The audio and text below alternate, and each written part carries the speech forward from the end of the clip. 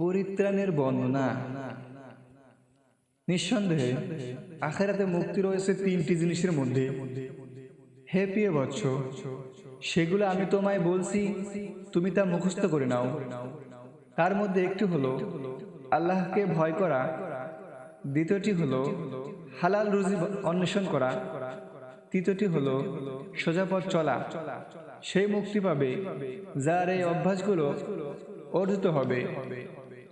হে যুবক, যদি তুমি বিনয় অবলম্বন করো, ধরনের সমস্ত সৃষ্টিজীব তোমাকে ভালোবাসবে।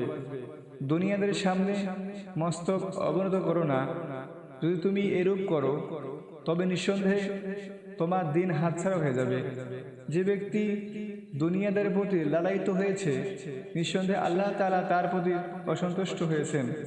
ঐশ্বর্য লাভের জন্য দুনিয়াদারের প্রশংসা করো না। তুমি এই মুর্দার যে কি করবে?